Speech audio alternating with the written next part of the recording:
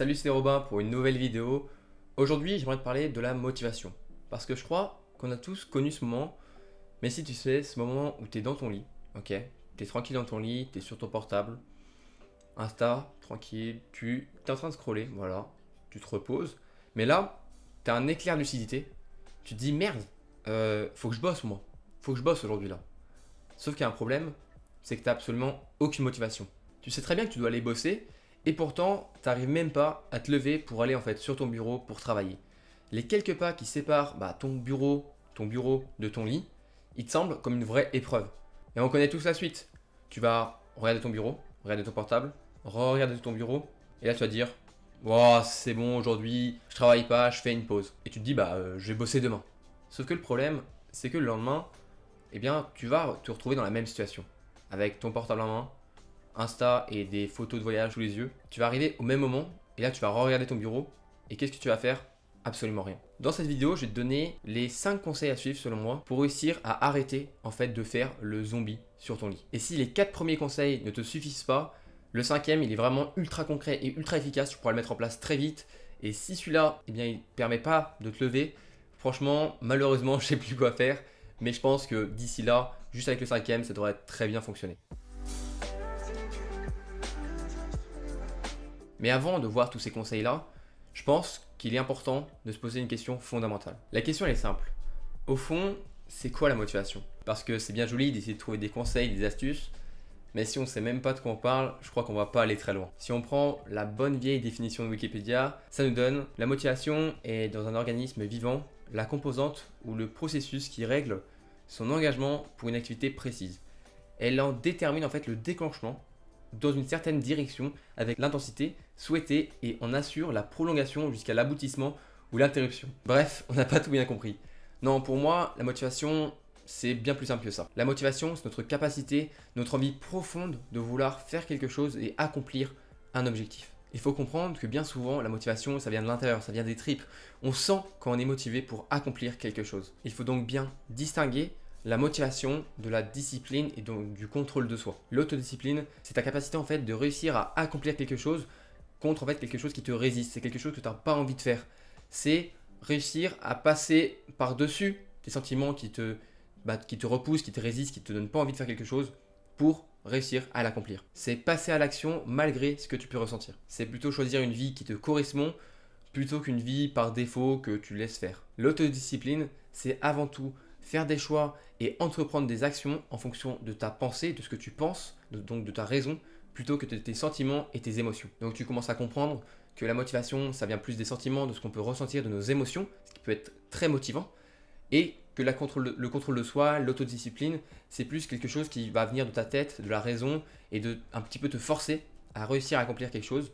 Mais aujourd'hui, on va plutôt parler de la motivation, et tu verras, il y a quand même moyen de la faire émerger. Parce que la motivation, l'autodiscipline, elle se complète. Et c'est très bien comme ça. Parce qu'on a besoin de motivation parfois pour faire des choses juste parce qu'on a envie de les faire.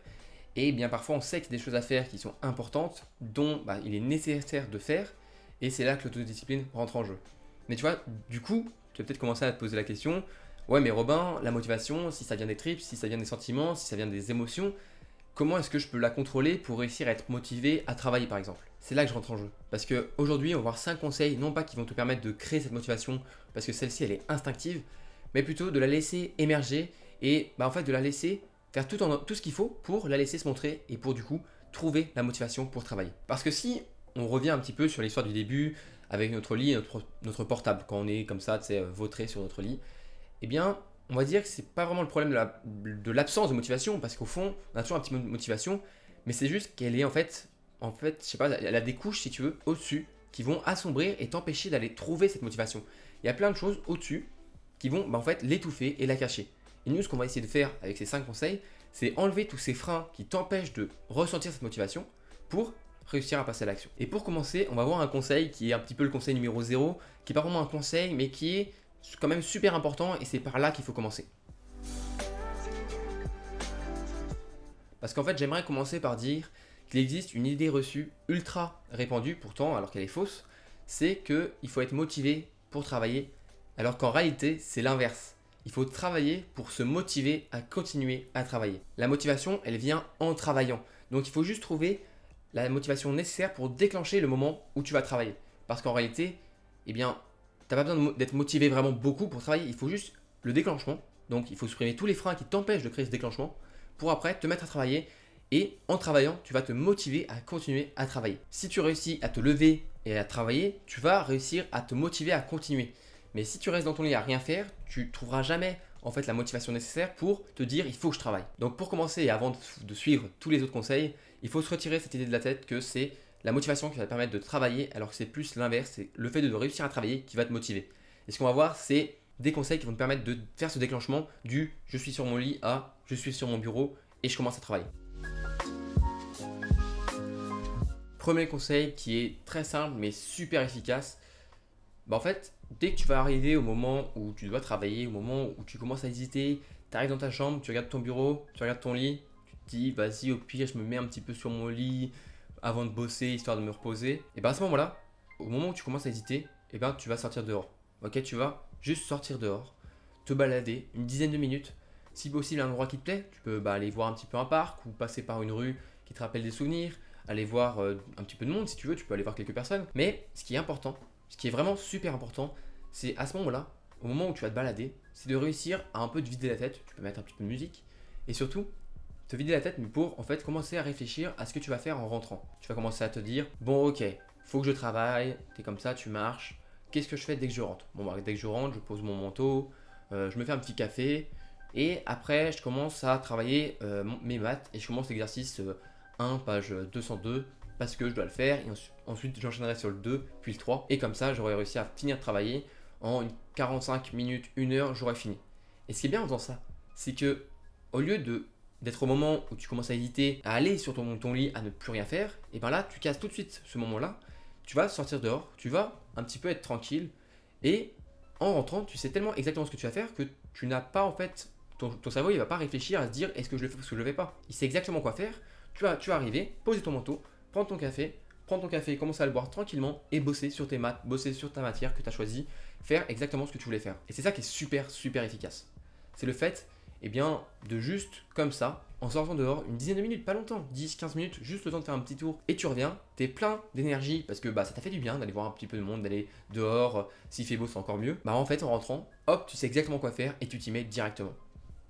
Après je sais qu'en ce moment ça peut être compliqué parfois d'aller sortir, etc. Donc ça peut très bien marcher aussi en prenant une douche, mais aussi pourquoi pas une petite séance de sport si tu aimes bien. Après je pense que pendant la séance de sport c'est un peu plus compliqué de se vider la tête, mais pourquoi pas, ou une petite séance de yoga ou de méditation où tu réfléchis un petit peu à ce que tu vas faire après. Moi, tout ce que j'ai envie de te dire, c'est que Elon Musk, quand on lui a posé une question sur Reddit en mode c'est quoi l'action la plus impactante que vous faites dans votre vie, la seule réponse qu'il a dit c'est prendre ma douche. En fait, le moment où tu prends ta douche, c'est à ce moment un peu créatif et tu vas pouvoir en fait te vider la tête et je pense que tu vois exactement ce que je veux dire. Et c'est comme ça que tu vas devenir super efficace. Donc la prochaine fois que tu sais pas quoi faire, que tu es entre ton bureau et ton lit et que tu commences à tendre vers ton lit parce que tu préfères être 10 minutes posé avant de bosser et qu'en fait ces 10 minutes vont se transformer en 1 heure et demie, tu t'arrêtes tout de suite, tu prends ton manteau ou tu vas dans ta douche mais tu prends ton manteau sinon et tu vas te balader un petit peu et quand tu reviendras, tu verras, si tu as bien réfléchi à ce que tu veux faire, tu vas t'y mettre direct. Bien souvent, on a la motive pour travailler un petit peu, mais on ne sait pas pourquoi on ne fait pas grand chose et on n'arrive pas à se lever et à aller travailler. Et en fait, c'est parce que bien souvent, on a le sentiment de ne pas savoir par quoi commencer, par quoi faire. On a un petit peu le sentiment de tourner en rond et on n'est pas motivé pour bosser parce qu'on ne sait même pas ce qu'on doit bosser. Moi, ça m'est arrivé plein de fois où je suis en mode faut que je bosse, faut que je bosse, faut que je bosse. Et en fin de compte, je ne savais même pas ce que je devais bosser et je perdais beaucoup de temps juste à chercher et à hésiter sur ce que je devais bosser comme matière, etc. Et je me retrouvais à rien faire du tout. Le problème, c'est que je dois travailler, ok? Je dois travailler. Cette phrase, elle est beaucoup trop floue. Tu sais pas par quoi commencer, tu sais pas ce que c'est pas assez précis. En gros, tu es en train d'essayer de te motiver pour en fait accomplir une tâche que tu ne sais même pas trop ce que c'est. Et c'est pas du tout motivant. Le conseil qu'il te faut du coup, c'est le suivant. Concentre-toi sur une seule tâche, mais surtout sur la tâche la plus précise possible. Au lieu de te dire ouais, il faut vraiment que je bosse mes maths pour réviser mes examens, tu te dis ok, il faut qu'aujourd'hui je bosse les exos 3, 4 et 5, page 47 de mon Polymath. Parce que si tu visualises bien mieux ce que tu veux faire de manière précise, si tu sais exactement quoi faire, tu sauras bien plus facilement comment le faire et ce sera bien plus motivant. Parce que plus c'est précis, plus ça va te sembler accessible. Plus c'est accessible, plus ça va te paraître en fait très simple d'y arriver. Et plus c'est simple, plus c'est motivant. Donc la prochaine fois que tu veux te motiver à travailler, eh bien concentre-toi sur une seule tâche, ok? Une seule tâche, et surtout, fais-la. L'entrepreneur et auteur Tim Ferriss, donc celui qui a écrit La semaine de 4 heures, a rapporté un jour les propos d'un confrère qui a écrit plus de 70 romans, à qui en fait une personne lui demandait comment il fait pour être aussi productif, pour écrire autant de romans. Eh bien sa réponse elle est assez simple et ça va sûrement te faire rire, mais ça marche, c'est super efficace. 200 mots, vraiment 200 mots merdiques par jour. C'est ça la clé. Tu vas me dire, d'accord, c'est bien joli, c'est une petite anecdote, c'est marrant, mais en quoi ça nous concerne? Eh bien, c'est tout là qui est la subtilité, et je pense que c'est un conseil que tu entendras qu'ici, mais c'est ultra intéressant. Parce que l'important, pour réussir à être motivé à travailler, l'important pour se motiver à continuer à bosser, c'est de commencer par faire quelque chose, même si c'est de la merde. En gros, la prochaine fois que tu sais pas quoi faire, tu sais pas comment bosser, tu vas commencer tout simplement par te lever, te mettre sur ta chaise ou sur ton fauteuil du bureau, et ensuite, tu vas prendre une feuille, écrire le titre du chapitre que tu dois bosser, imaginons en maths, et ensuite l'exercice, le numéro d'exercice, sa page, et là tu vas être comme ça devant ta feuille qui est presque pré-remplie. C'est tellement simple que tu vas pas être freiné, tu vas avoir la motivation pour bosser, pour juste écrire ça, c'est même pas travailler, c'est juste écrire le titre du chapitre. Mais comme tu vas être là, tu vas te dire, bon bah, autant, comme j'ai commencé, autant finir, et tu vas commencer à faire le premier exercice, tu vas trouver des solutions, et ensuite, tu auras fini le premier exercice, et tu vas te dire, bon bah allez, j'ai 3 exercices à faire, autant continuer. Et tu vas continuer comme ça, alors qu'au départ, tout ce que tu as fait, c'est écrire le titre du chapitre et écrire l'exercice, t'as rien fait. Ça va peut-être te paraître débile, mais on s'en fout que ce soit débile, parce qu'en fait, la réalité, c'est que ça marche même extrêmement bien. Donc la prochaine fois vraiment que tu ne sais pas quoi faire pour travailler, commence par faire pas grand-chose. Commence par faire un brouillon où tu écris des choses qui sont pas très bien, mais c'est pas grave, parce que c'est comme ça, en écrivant, que tu vas réussir à avancer. Faut surtout pas rester sur la page blanche, le syndrome de la page blanche, t'arrives pas à écrire, mais si tu commences à écrire un petit peu, même si c'est naze, eh bien, tu vas réussir en fait à continuer jusqu'à écrire tout ce que tu veux et finir un exercice, un chapitre, réviser, etc. Un autre frein pour toi qui peut t'empêcher d'aller travailler, c'est ton environnement. Combien de fois j'étais dans mon lit, j'avais envie de travailler, je savais que j'avais envie de travailler, j'étais motivé, mais la simple vue de mon bureau en bordel avec les tasses de café qui s'accumulent, les cours dans tous les sens, les feuilles qui se baladent un peu tout partout, eh bien cette simple image, elle était suffisante pour me démotiver. Et pourtant, c'est si simple à changer. C'est si simple à changer. Il faut juste commencer en fait ta séance où tu veux travailler par prendre 5 petites minutes pour ranger, ok, ton environnement. Parce que je le dis souvent, mais en fait, si tu as un bureau qui est mal rangé, eh bien, tu risques en fait d'être embrouillé. Parce que si tu es dans un esprit qui est sain, qui est rangé, qui est propre, tu vas aussi avoir ton esprit qui est sain, qui est propre, qui est en fait serein. Un bureau qui est propre, un esprit serein. Et le problème, c'est que ça marche aussi dans l'autre sens. Un bureau en bordel, eh bien, le problème, c'est que tu auras aussi ton esprit qui est en bordel. Et avoir ton esprit en bordel pour travailler, c'est compliqué. Surtout que ça va en plus te mettre un frein, un énorme frein pour travailler. C'est ça, nous on essaye de supprimer tous ces petits freins qui t'empêchent de déclencher la motivation. Donc prendre le temps, 5 petites minutes pour ranger, pour faire de la place pour travailler. Et tu verras normalement, tu vas plus avoir ce problème de se dire, oh non, c'est bon, mon bureau il est en bordel, j'ai pas envie de travailler. Donc suis ce conseil, 5 petites minutes avant de travailler, pour faire la place, pour faire tout beau, et tu verras, eh bien tu n'auras plus ce frein-là de se dire, bon, de toute façon c'est le bordel, flemme de travailler. Et le cinquième conseil, le conseil que tu attends peut-être à te disant, vas-y, j'ai envie de savoir le cinquième conseil parce que c'est le plus efficace apparemment, eh bien c'est la technique du 3, 2, 1, go. Tu vas me dire, mais c'est quoi cette technique, c'est quoi ça, je pensais avoir vraiment quelque chose. Et tu verras, c'est ultra concret. Il faut se dire que l'esprit humain, ok, prend à peu près 5 secondes pour commencer à trouver les pour et les contre d'une situation, pour réfléchir vraiment de manière raisonnable sur une situation, sur un choix à faire. Et l'idée, c'est du coup de prendre de vitesse ton cerveau, si je puis dire. C'est du coup, quand tu commences à avoir ce sentiment d'hésiter entre rester sur ton lit ou travailler, dans ta tête ou à l'oral, tu te dis 3, 2, 1 et à go, tu te lèves et tu vas travailler. Et je te promets que plein de fois vraiment, combien de fois, je ne sais même plus combien je les compte, où j'avais pas envie de faire quelque chose, j'avais pas envie.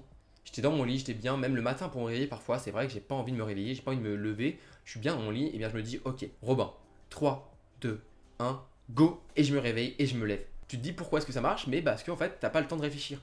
T'as pas le temps de réfléchir, juste tu passes à l'action.